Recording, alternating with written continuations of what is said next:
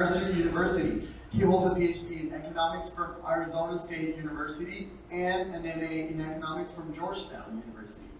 Also a BS in economics from Bolivian Catholic University. His work has appeared in highly ranked academic journals such as Review of Development Economics, Constitutional Political Economy, and the Cato Journal, among others. Dr. Saravia is a frequent speaker in college campuses and conferences around the world. He is also a recurrent commentator for major media outlets such as CNN, NPR, Fox News, etc.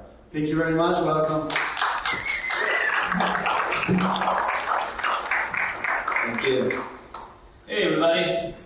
Thank you so much for that kind introduction that I wrote.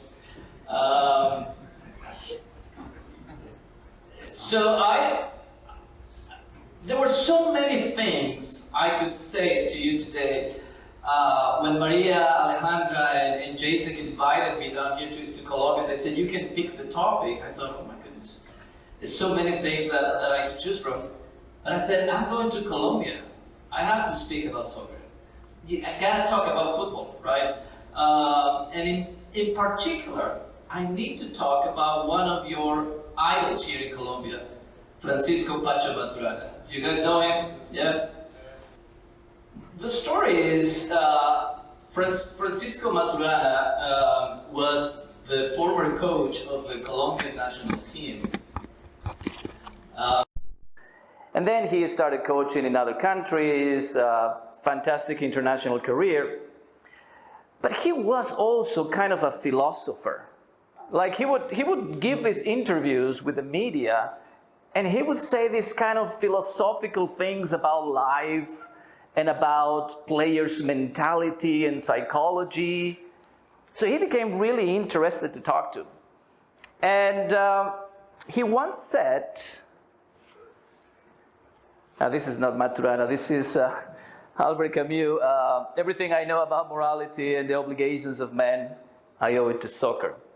And being a player and a big fan myself, I think he was right. But what he said was, you play the way you live. Maturana said, you play the way you live. I remember this interview. He was talking to another soccer coach, Cesar Luis Menotti. And they were having a conversation, and they were talking about how is it that we in South America, we have these very good players, and yet when we go and compete with the European national teams, we don't do as well. And Maturana said, you play the way you live. So I thought about this for a while until I got this data. I had signed up for the newsletters from the Football Observatory, which is in Switzerland. It's part of the International Center for Sports Studies. And they send me these new letters, you know how you get these emails. And one good morning, I get this email with some information from the observatory. And what I got was this data. Average number of disciplinary cards, yellow and red cards, that you get if you play rough, right, per game for 86 national first division professional soccer leagues.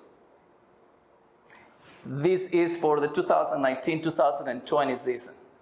So if you want to know where soccer is played more roughly, dirty, this is the rank you need to look at. And so I open up the email and I look at the table, and guess what? He mentioned I'm from Bolivia. Right there on top, Bolivia leading the ranking with more than 7 cards per game. This is the combined red and yellow.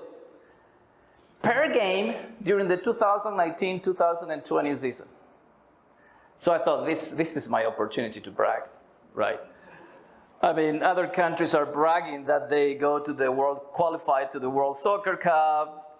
We can brag that we have the highest number of cards booked per game, right?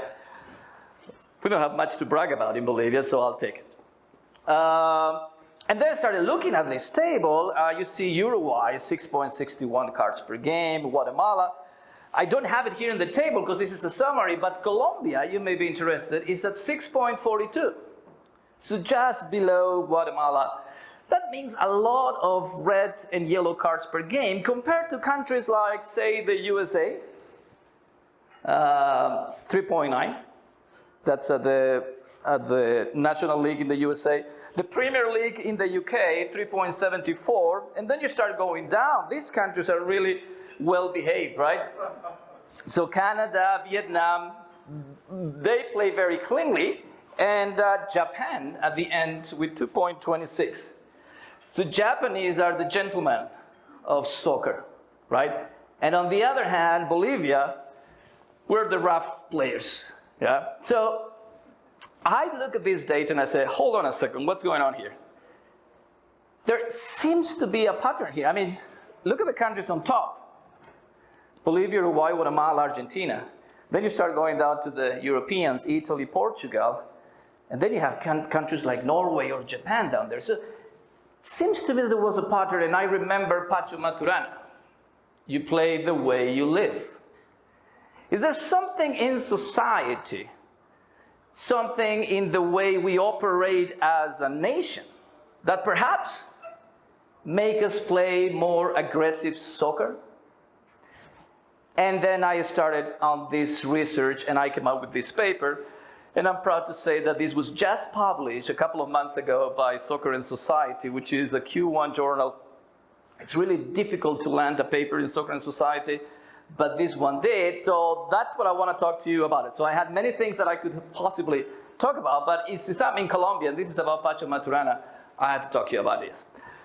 So there he is. That's Pacho Maturana, the Colombian national soccer coach. So the question of my paper is, what is the relationship between the average number of cards per game and indicators of generalized aggressive behavior in society? Perhaps if I find that there is a correlation here, then that'd be very surprising, the fact that aggressive behavior actually impact professional soccer, right? That'd be very interesting.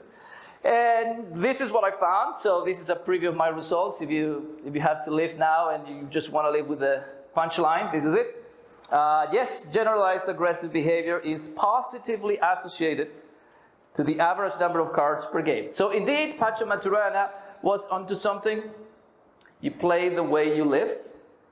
More aggressive soccer corresponds to more aggressive behavior in society. So let me show you how I did this.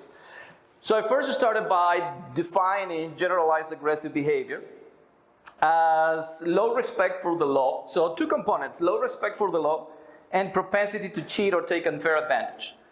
That's my definition. And in fact, it's not my definition. If you go to social science literature, you'll find that other scholars have defined aggressive behavior in society as such. So low respect for the law and propensity to cheat or take unfair advantage, okay? So the next question was, well, what indicators can capture these two elements? Low respect for the law and propensity to cheat. And so I found that the indicator that captures this very well is social capital. So you may have heard about social capital. There are different definitions of social capital.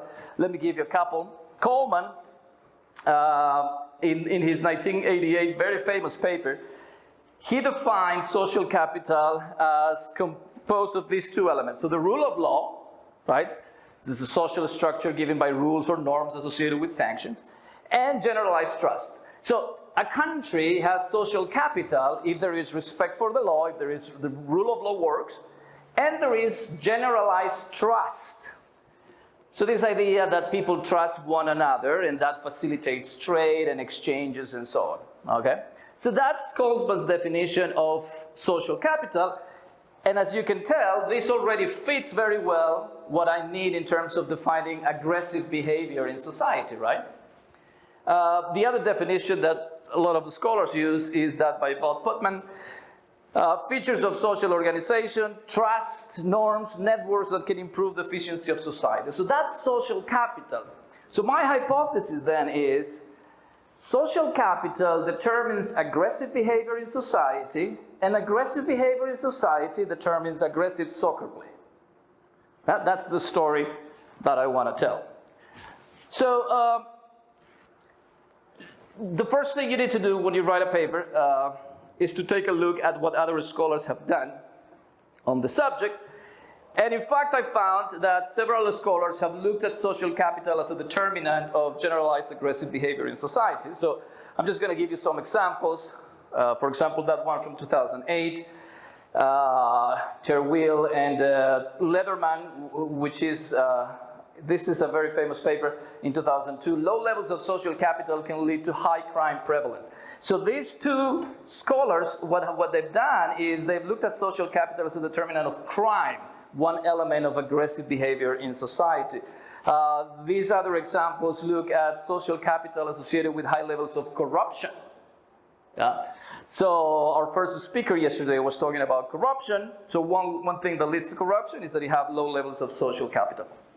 Another type of example is social capital is inversely related to the degree of cheating in the school test done by teachers and students. So these scholars have looked at these standardized tests that students and teachers take, and they have found that there is more cheating in areas where there is lower levels of social capital. Okay.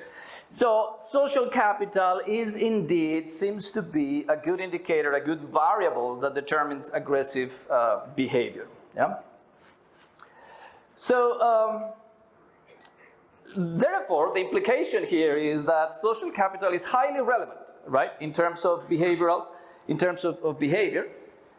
and this makes it all the way to the sport activities. So this is very interesting to me because what we're talking about here is the sport activities that are not the amateur sport activities. It's not like, you get together with your friends and go play on a Sunday morning.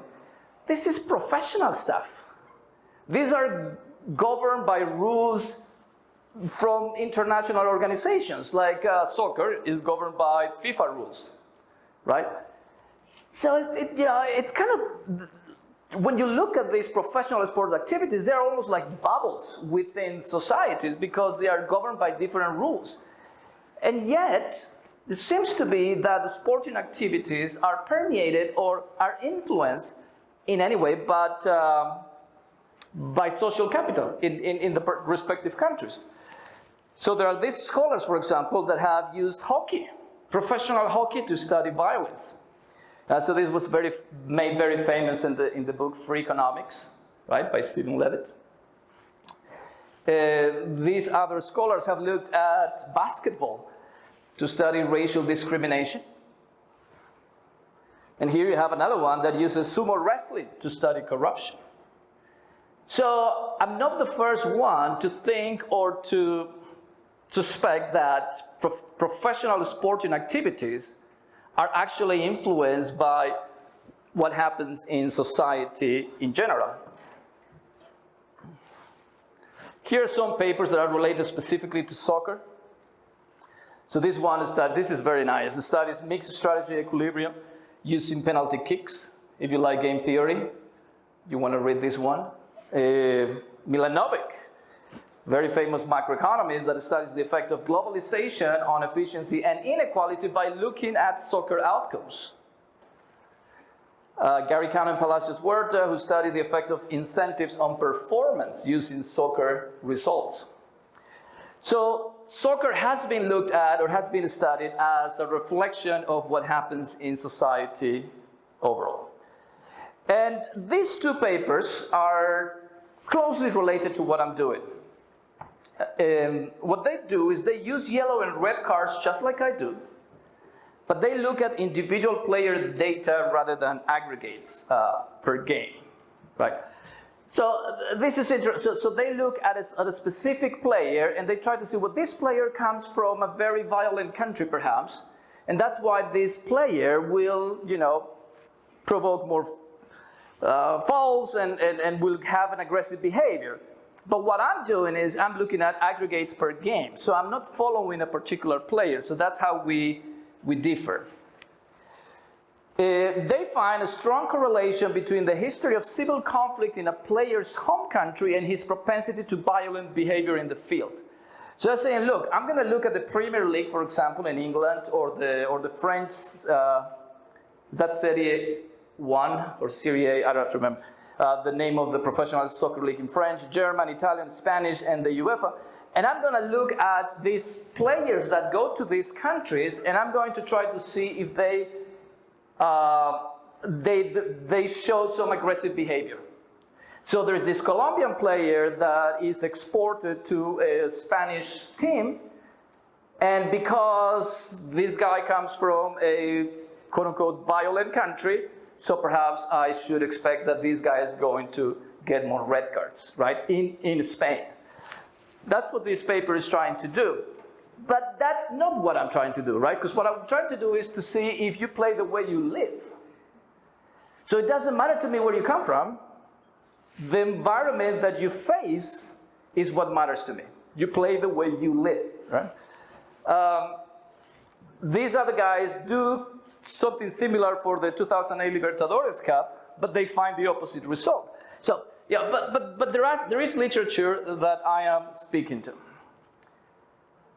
These other ones, they use yellow and red cards at the game level as well, like they focus on national teams. Okay, so here's my contribution. So I study aggressive soccer play in domestic leagues rather than in foreign leagues via exported players. I focus on league teams rather than national teams, right? Because the important thing here again is the way you live. So for example, I could play for Colombia, but I live in Spain, right? Because that's where I'm playing. And so to me, what is important is to focus on league teams. And also, and I think this is an important contribution that I think this crowd will appreciate, I use unique alternative measures of rule of law that come from the Index of Economic Freedom, and a measure of the quality of the league as a control variable. So one of the things that none of the other papers do is to control for the quality of the league. And this to me seemed to be important because, right, so if I have a very good league where there is a very good show put up by the players, then I will expect to see clean games on those, leagues. So to me, quality may be rough play may be a substitute for quality. You see, because we don't have the quality that the Italian league has, then we kick each other more often. But those guys have the quality, so they don't need to resort to violent behavior in the pitch. You see? So to me, empirically, you have to control for the quality of the league. And so that is, I think, a unique contribution from my paper. And then the scope. I'm looking at 43 to 62 different national leagues, depending on the specification, whereas previous papers have looked at 1, 2, 5, 6 different leagues, right? So I think that's why I have something to say here. So here's the empirical strategy. This may be a little bit more technical, but essentially what I'm doing is I'm regressing the average number of cards per game against indicators of the two components of social capital that I mentioned, as defined by Coleman, which are the rule of law and social trust or generalized trust, right? And then I control for a series of variables that could potentially be associated with aggressive play. And I also worry about endogeneity. Anybody familiar with endogeneity? There you go, back there. So the idea of endogeneity is that my hypothesis is that aggressive behavior in society is going to be reflected on the number of cards per game, right? Endogeneity would say, well, what if it's the other way around? The number of cards per game are a reflect of generalized aggressive behavior in society. That's the idea of endogeneity. That's why we go through all these different econometric tests to make sure that that's not what's happening. But in this particular case, I don't think we need to worry too much about it because I don't think the number of cards per game will have an effect on generalized aggressive behavior. If anything, it's going to be the other way around. But in order to put the referees at ease, which if you're going to have a career publishing, this is your mantra. You have to please the referees, right? So in order to please the referees, I do have an instrumental variables approach to take care of endogeneity. All right, so here is where I think this paper fits well in this conference and for this crowd. So what are the measures of rule of law that I'm using? So I'm using the rule of law area of the Index of Economic Freedom. This is the one put together by the Heritage Foundation, okay, which I use a lot in my research. So in this rule of law area, what you have is property rights, the judicial effectiveness, and government integrity. And I use all three of them, okay, as an independent variable that is going to affect the number of cards per game. I also use this other one from the Index of Economic Freedom, business freedom. Why? Well, because it captures regulatory and infrastructure environment, right? So it's capturing, at least indirectly, the rule of law as well. So I'm using these three from the index of, these four from the Index of Economic Freedom. And then I'm also using the legal system and property rights area 2 from the Economic Freedom of the World Index. This is the other one, the one produced by the Fraser Institute. Okay? So, Fraser Institute, Bob Lawson, my good friend, he always says, you should use this one. Don't use the other one, the Heritage Foundation, because they are competitors. I use both, right? Just, again, to please the referees. You gotta please the referees. So I use that one, and then as far as trust, this is very common. I use the World Value Service Generalized Trust Variable, which is the answer to this question. Generally speaking, would you say that most people can be trusted, or that you need to be very careful in dealing with people, right? So the answer to this question in the World Value Service gives you an index of trust, generalized trust in society. And most papers that do empirical work on generalized trust use this indicator. Okay. So I use that. This is also important. Control variables, right? Maybe other things are also affecting the number of cards per game we see in a soccer match. Maybe there are other things that generate aggressive behavior in the pitch. So, which ones? For example, education. I don't know, you can hypothesize that more educated players will play nice, right? Less educated players will not play nice, so perhaps. So we control for that. We control for crime, right? So it could be that, you see a crime and then you have to go and play a soccer match, and that may affect your behavior in the field. The index of ethnic fractionalization. This is a very common variable used to study terrorism, for example. So if society is very fractionalized, if there are if it's very heterogeneous, perhaps there are fights, between different religions or ethnicities and so on. So I control for that. The percent of population between 15 and 29 years of age. I borrowed this from the sociology literature because there is this common result that people within this age bracket tend to be more aggressive. So there's something magical that happens at the age 29 and you become nice, right? But from 15 to 29, you tend to be more aggressive. So if the country has a large percentage of people in this age bracket, then perhaps we can see more aggressive behavior in soccer. The degree of democracy. So if my country is authoritarian, dictatorship, for example, is not democratic, perhaps I'm angry, and I, express my anger in the field. GDP per capita, this is the level of income, the level of development, essentially, in a country. The Gini coefficient, if there is inequality, perhaps I'm angry also against inequality, and I don't like it, and I, let it all out in the soccer field. Inflation, this is a variable that captures macroeconomic stability. And the league rank, which again, to me, is very important because aggressive behavior may be a substitute for quality. Yeah? And finally, I have a Latin dummy. And if you remember the table that I showed you, some of the countries on top, Bolivia first, were Latin. So perhaps this is a regional phenomenon. We just grew used to play soccer violently here in Latin America. So therefore, we need to control for that regional aspect. So I have my Latin dummy in there. All right, so here are the results. This is what you get graphically when you plot the area 2 of the economic freedom of the world. This is the rule of law thing, against the total number of cards per game for the different leagues. Clear negative relationship, right? So the first thing, if you are going to have a career publishing, the first thing you want to do if you have data is you have to put it in a graph, because that's going to give you a visualization of the results you may find. And when I put it like this, I said, okay, this is going to go well. You play the way you live. Pacho Maturana was right? Because you definitely have a negative relationship. I did that for the other independent variables, and you get kind of the same result. I'm just showing you a couple here.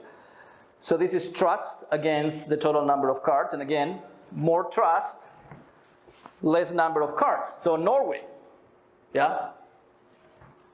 I don't know if you've watched the TV show The Vikings.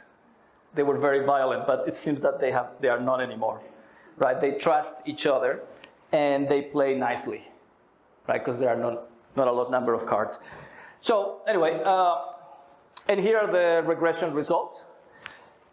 And it was amazing. I mean, look, negative and significant, highly significant for the index of economic freedom, property rights area.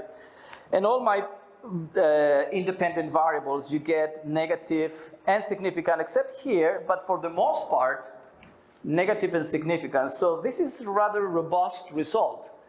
It does seem that if there is aggressive behavior in society, you're going to find aggressive behavior in soccer, even after controlling for all of these variables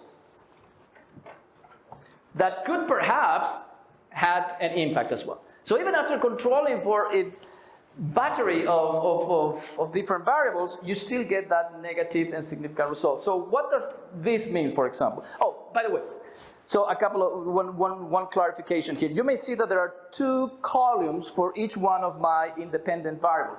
And what happens is that my league rank, which is my proxy for quality, didn't have all of the leagues in there. So when I added that control variable, I lost a lot of observations.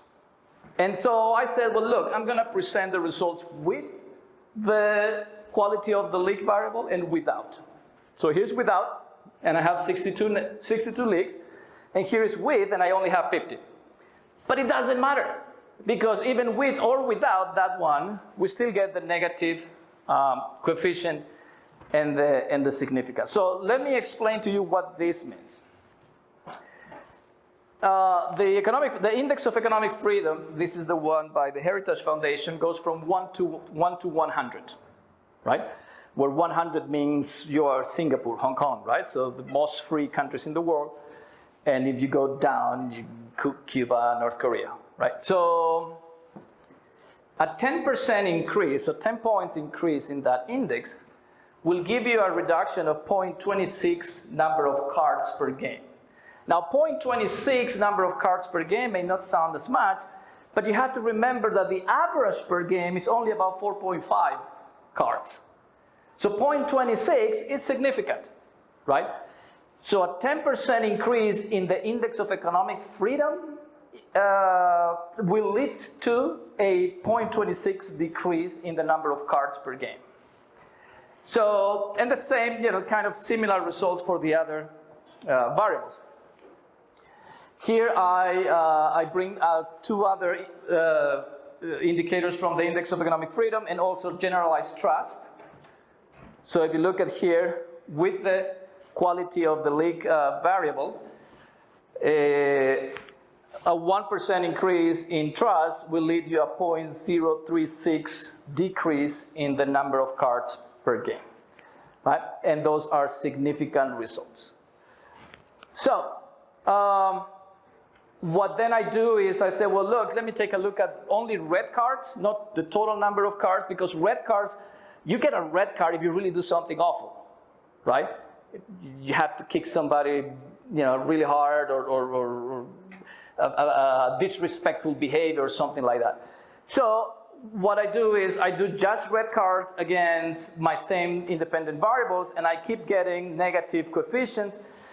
I lose some significance, but I still get significance for some of my independent variables. As you can see here in my second table, you still get essentially the same result, right?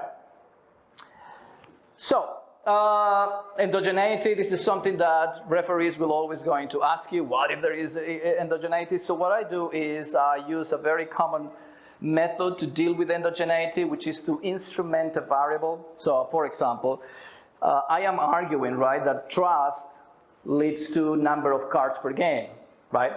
But endogeneity may say, well, the number of cards per game will lead to or will affect trust. So what I do is I instrumentalize trust using the absolute value of geographical latitude of the capital city in each country. So it has been shown by different scholars that trust, generalized trust in society, is highly correlated with latitude. So countries in the north show more trust, countries in the south show less trust. So what I do is instead of using trust, I instrumentalize for the latitude, and that allows me to get rid of endogeneity, because definitely the latitude will have no impact on aggressive behavior, it has nothing to do, right? So that's what I do. And there are here are some papers that do exactly the same thing. And what I find is the same.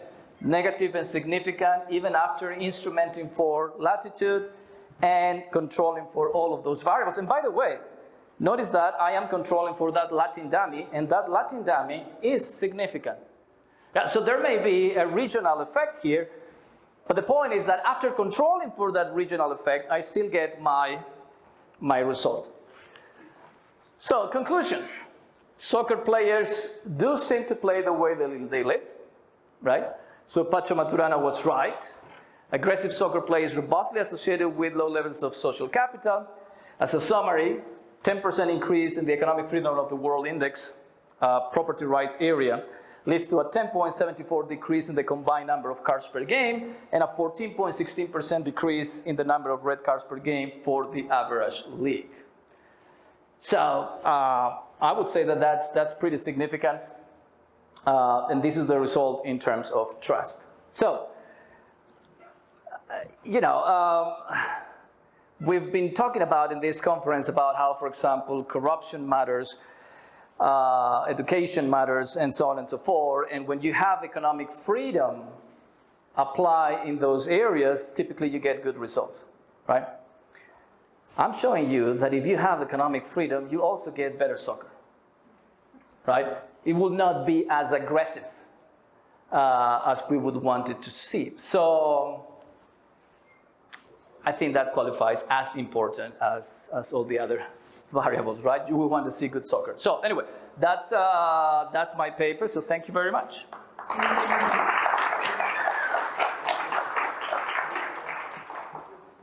Do those red cards, do the cards correlate to the score? Do the teams with fewer penalty cards win more games? That's a fantastic question. I don't have that data, right? So I only had the number of cards per game. But I kind of do something related to that. Because you may be thinking, well, the number of goals per game, right, is a reflect of the quality of the league, right? And I am controlling for that. I don't have the result, but I am controlling for the quality of the league. Yeah. Hi, thank you for your presentation. What called for my attention was the term about social capital and the relationship with that term with sanctions. And I wanted to ask you, what, in your opinion, should be the liberal approach for sanctions? Because, for example, in the pandemic, we see that sanctions, restrictions, a lot of things from the government increase it, and as well as the power they have over the individual. So, do you think that a liberal or a libertarian should agree with sanctions because it leads to obedience and that leads to social capital, like to better numbers according to social capital, or not? Yeah, that's a good question. I don't know if increasing sanctions is the answer to make people behave, right? I think that it's probably more important to reduce the number of hurdles and laws and regulations that people have to go through and then ask them to behave, right? So it's like, I'm going to put all of these blockades, barriers, hurdles that you have to go through, and I'm going to be watching you for good behavior. And if you don't behave, I'm going to punish you, I'm going to sanction you, right? Yesterday, our first speaker was saying, these are all the problems for corruption and so on and so forth, and I really wanted to ask, I didn't have time. I said, I actually like corruption. It's actually a good thing. I mean, trust me, if you want to buy a house in Bolivia, you want to be corrupt. Because going through all the hurdles, paying all of the fees at the different bureaucratic offices will take you 3 years. So thank goodness for a corrupt official that says, 5 minutes, pay this much, and you have your papers and you have your house. And it's not a house, which is a big item. Try to buy and sell a motorcycle, for crying out loud, a motorcycle. I had a friend in Bolivia that tried to sell his motorcycle, and he was like, I'm not going to get corrupted here. I'm not going to pay a single fee. I'm going to do this the way you need to do this, to sell my motorcycle. But poor guy was 6 months into it, and I asked, well, did you sell your motorcycle? I'm almost there. 6 months after, he put it for sale. Because all the bureaucratic things. So corruption, in a way, is the solution to this, right? It's, we have all these things, and so we're just going to do it here in 5 minutes, end the story. Of course, the problem is that the politicians and governments will put all of those hurdles in there because they know that corruption is the better outcome, and they're going to get their piece of the cake right there, yeah? So, that's my take on that. Now, when we look at the controlling variables, Yeah. I believe there are two very important ones: consequences and impunity. I'm sorry, you're talking about my control variables here? Yeah, Okay. the control variables, and then there are two very important that I don't see there: impunity and consequences. And I would say, what goes beyond the red card?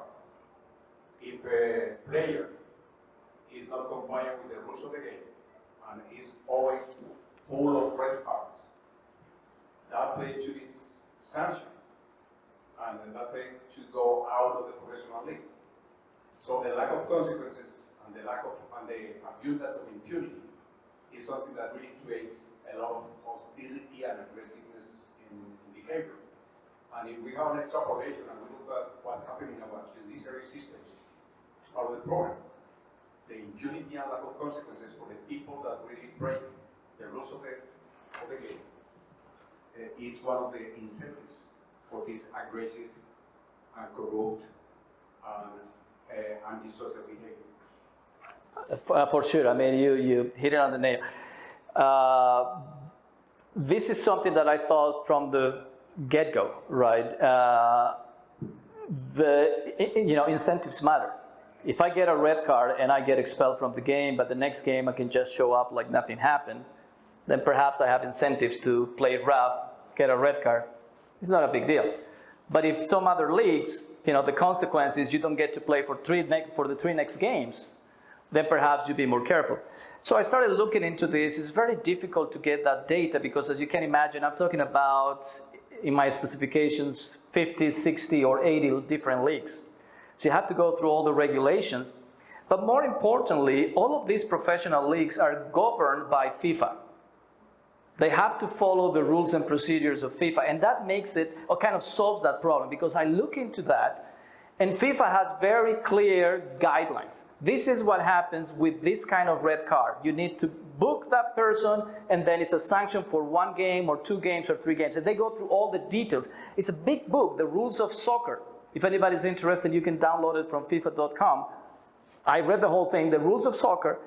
And it gives these clear guidelines for each one of the associations, which are the countries in my data. Now, this is what you're supposed to do, whether you do it or not, whether there is some, arrangement in there, could be. I don't have that data.